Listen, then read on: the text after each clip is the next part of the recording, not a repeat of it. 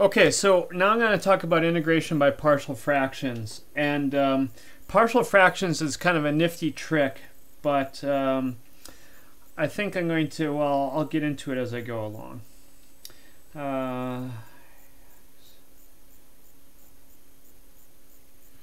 Let's do that one. Okay, so now I could show you all the wrong ways to do it, but I don't think I'm going to show you any wrong ways to do this one. Okay, what we need to do is we need to sort of break this into two fractions. So right now we've got one fraction, but I want to break it into two fractions. So I think I'm just going to sort of go through this. There's a lot of people who know how to do 3/5 plus 2/7. They go, oh, well, what I need to do to this one is I need to multiply it by 7/7. Everybody sort of tells you how to do that. And then this one by 5/5. And so then I've got 21/35 plus 10/35 equals 31/35. Okay, everybody knows how to do that, but what you have to do is you have to know how to go back the other way. Is you have to be able to say, oh, well, 31/35 is going to be a/5 plus b/7, and so then you're going to say that basically you've got 7a, 31 equals 7a plus 5b, and then you got to find an a and a b that are going to work to make that happen. That's just sort of where we're going to be going with things. But here's what I'm going to show you. I'm going to show you the method.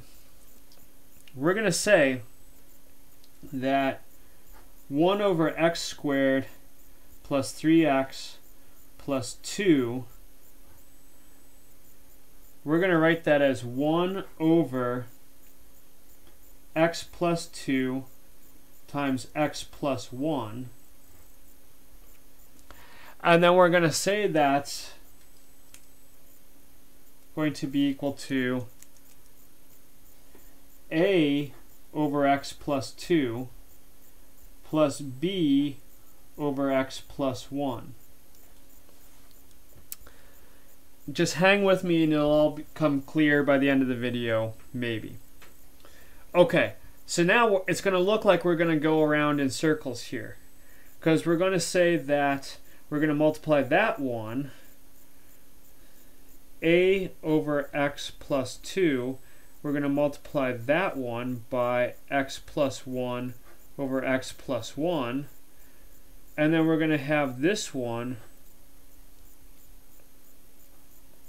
we're going to multiply that by x plus 2 over x plus 2, and so then we're going to say that we've got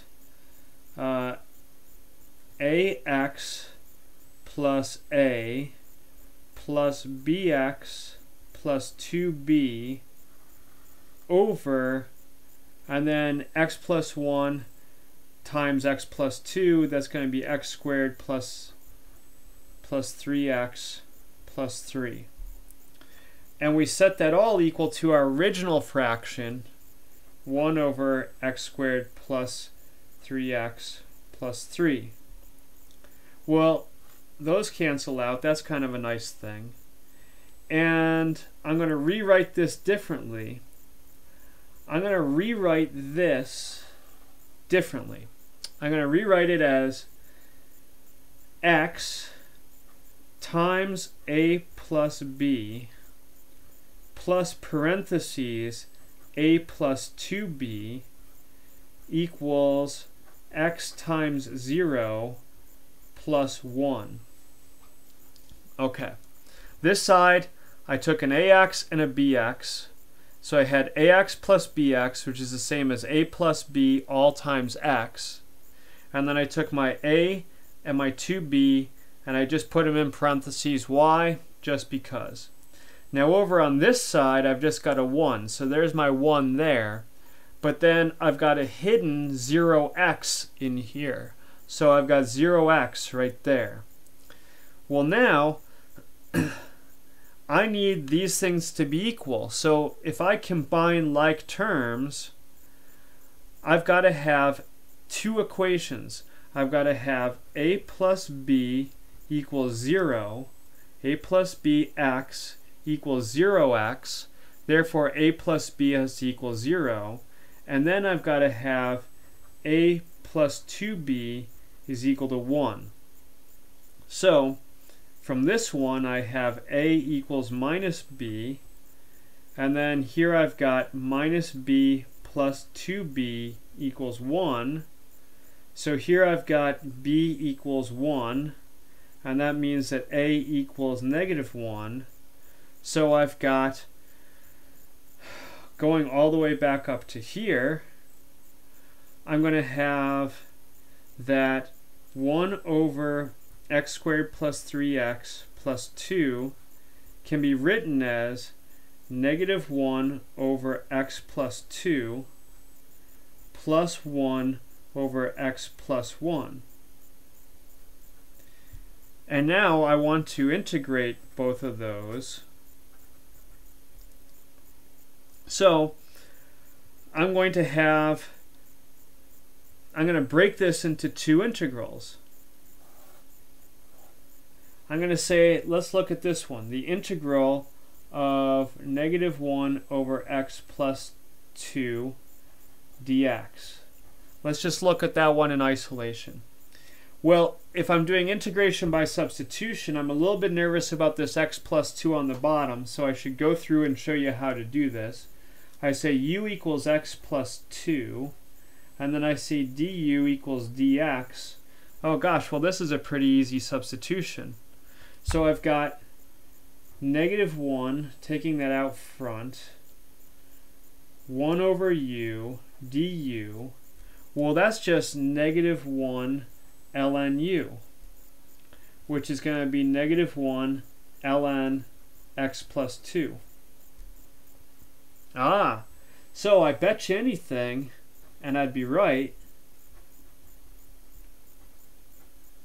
I bet you anything that that is 1 ln x plus 1. And I'd be right.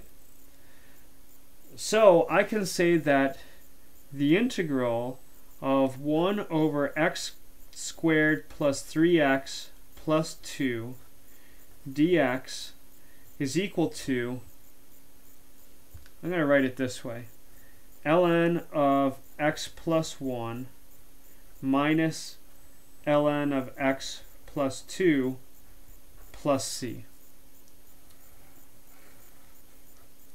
And I could, if I really wanted to, I could write that as the ln